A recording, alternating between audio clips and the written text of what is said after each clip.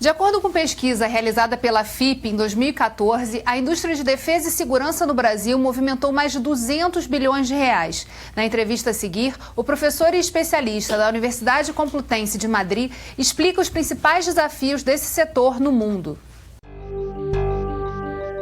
No demasiados años, cuando se quería destruir la base, económica de un país, se destruían físicamente sus instituciones. A día de hoy, lo único que necesitamos es tener un buen regimiento de ciberdefensa o ciberataque o ciberseguridad. En definitiva, en términos generales es muy difícil hablar a nivel mundial, pero uno de los aspectos fundamentales, uno de los retos fundamentales para la industria de defensa mundial sería el ser capaz de hacer frente a este tipo de conflictos, por un lado. Por otro lado, mantener las capacidades tecnológicas que se necesitan, que cada vez son más complejas, están más interrelacionadas unas con otras. Los temas ciber están muy relacionados con los temas de satélites, cada vez más relacionados con los temas de comunicaciones y que sirve para cualquiera de los ejércitos, etcétera, etcétera. El nivel tecnológico es un factor. Y el segundo factor, que yo creo que muchas veces no lo tratamos como debemos, es el capital humano, las personas, la formación, el ser capaces de hacer que las personas manejen la tecnología o las tecnologías novedosas y tener no solo la capacitación, sino la cantidad de personas suficiente como para que sea útil para las Fuerzas Armadas de cada uno de los países. Tema também importantíssimo nessa questão da defesa e segurança é a questão tecnológica, né? E o Rio de Janeiro reúne aqui o maior número de instituições de pesquisa, de tecnologia do país, né? Maior quantidade de cérebros formados, doutores e mestres. Como aproveitar essa capacidade para que a gente possa, de fato, trazer isso como de fato um ativo, né? E a ser aplicado? Eu acho que nós temos que olhar num plano mais elevado na visão de planejamento estratégico do país para a defesa. O documento que nós seguimos é a Estratégia Nacional de Defesa, que é interligada à Estratégia Nacional de Desenvolvimento Econômico e Social. Nessa estratégia, um dos seus eixos principais, são 3 eixos, é o desenvolvimento de uma base industrial, científico, tecnológica e logística. Porque é um consenso, sem tecnologia é impossível se ter defesa, se ter a soberania. E essa nossa base industrial, científica, tecnológica e logística, ela usa toda a capacidade do país.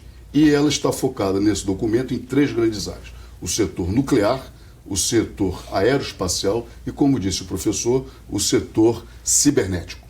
Então, os nossos grandes investimentos de defesa que vão se refletir na economia do país, principalmente devido à dualidade das tecnologias militares, vão fazer com que a nossa base industrial cresça, promovendo assim o desenvolvimento do país. E sempre numa visão que se chama de tríplice hélice. O governo, o meio universitário, acadêmico e as empresas. Os projetos são em conjunto com esses 3 setores. Esse conceito de tecnologia dual é muito importante a gente explicar para o telespectador como é que funciona, né? Porque eu acho que normalmente as pessoas olham o setor militar como um setor muito estanque, que não se relaciona com o setor produtivo de uma maneira geral.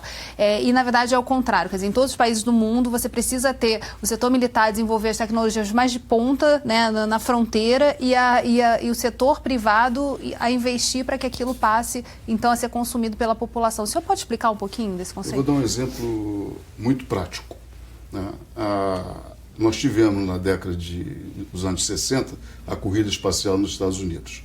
E um dos grandes problemas era como conservar a alimentação nas tripulações das naves espaciais. Foi desenvolvida toda uma tecnologia, aquelas embalagens aluminizadas, né, para se preservar o material. E hoje isso foi desenvolvido, hoje é aplicado de uma maneira generalizada na indústria. Ninguém consegue imaginar a conservação de alimentos por longo tempo, longos períodos, às vezes vários anos, sem uma tecnologia dessa. Esse é um tipo de tecnologia dual. Nós temos centenas de exemplos, né?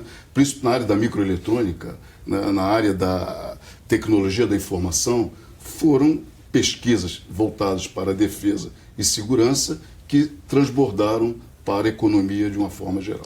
E aí a defesa também de orçamento para esse investimento é fundamental, né? Sim, o investimento ele vai se repercutir na economia do país como um todo, emprego, renda, produto, mas o Estado tem que fazer o seu papel, criando demanda e criando a infraestrutura necessária para que esses recursos sejam bem aplicados nas cadeias produtivas. É importante registrar o Rio de Janeiro como exemplo desse modelo econômico que é tríplice hélice, repetindo o que o Almirante falou, que é governo, universidade e o setor privado. No Rio de Janeiro nós temos centros tecnológicos fantásticos. Podemos destacar o setor de óleo e gás, o SEMPS. E são tecnologias que são necessárias na área militar, exemplo do submarino que está sendo feito aqui no estaleiro da ICN com a Nuclep em Itaguaí, que tem tecnologias subsis. Quem é que mais entende de tecnologia subsídio e a tecnologia mais avançada? O setor militar. Essas tecnologias subsídios, elas podem ser utilizadas para onde? Para o setor offshore também. Então, isso é tecnologia dual. E quanto a gente pode aproveitar e olhar o setor de defesa como estratégico para gerar tecnologia e inovação. É o que acontece em todo o mundo, que eu acho que agora pode começar a acontecer aqui. E o Rio de Janeiro pode ser um grande alavancador devido aos ativos que tem aqui presentes. E aí o desafio está justamente em fazer com que esses ativos conversem entre si, né? Isso. Exato. E em termos, voltando também a essa questão do poder legislativo estadual, né? Os senhores falaram muito da articulação em Brasília com os deputados federais da bancada. O que a gente pode trazer em termos de discussão para a Assembleia Legislativa e que os senhores reputam como importante também para poder avançar nessa construção de infraestrutura que o Estado precisa? O primeiro passo é a conscientização política, né? Da relevância da integração dessas atividades. E trabalhos como esse, vocês realizando aqui, divulgando essa visão e trabalhando com as bases partidárias do Estado. Eu ressaltaria o que o Almirante colocou, olhando a economia do mar realmente como um programa de Estado, desenvolvimento do Estado do Rio de Janeiro, que o nosso Legislativo, o Executivo, todas as entidades que pensam no melhor da população do Rio de Janeiro, no desenvolvimento do nosso Estado, desenvolvimento da micro e pequena empresa, olha esse setor como uma grande alternativa. E ele é um olhar realmente revisitado do que a gente já faz na área de óleo e gás, mas modernizado, trazendo a integração entre vários setores econômicos. E o Rio de Janeiro, não tenho dúvida disso, é o estado de maior vocação. E às vezes o Rio fica de costas para o mar. Você falou uma coisa muito interessante a respeito de Angra, né? Quer dizer que você não tem o turismo não conversa com esse potencial marítimo que existe, o desenvolvimento disso. Você não tem restaurantes, pratos típicos feitos naquela região. Então, como fazer isso acontecer na prática? Quer dizer, integrar no ambiente do território, fazer com que o setor empresarial, ele conversa entre si e setores entre si, junto com a universidade, entidades de fomento como Sebrae, Fijan, FEComércio, e também colocando os grandes players para colocar tecnologias e compras locais. Isso incentiva muito a economia local, mas no caso do turismo, como você colocou, você integrar com a iconografia local, com a questão antropológica local, o DNA da localidade, você consegue gerar inovações na área gastronômica, no turismo, que vai gerar identidade. E no caso de Angra, nós temos um dos locais de maior qualidade náutica na América Latina. Se você pegar toda a América Latina, é um dos locais que tem maior número de marinas. A gente tem que aproveitar esses recursos, esses ativos. Nós temos ativos naturais de beleza e temos ativos minerais e de recursos de frutos marítimos, no caso da pesca, no caso também das fazendas marinhas. Quer dizer, integrar isso tudo, criar uma identidade local de economia do mar e fazer com que gere emprego e renda, principalmente nas micro e pequenas empresas, que são os maiores impactadas e que mais geram emprego e renda atualmente. Bem, infelizmente, nosso programa chegou ao fim. Obrigada, Almirante Edésio, obrigada, Renato, e obrigada a você, telespectador, que assistiu a gente até aqui. Para continuar acompanhando nossa programação, acesse o canal do YouTube e o endereço está aparecendo aí na sua tela. TV Alerj, o canal do povo. Até a próxima.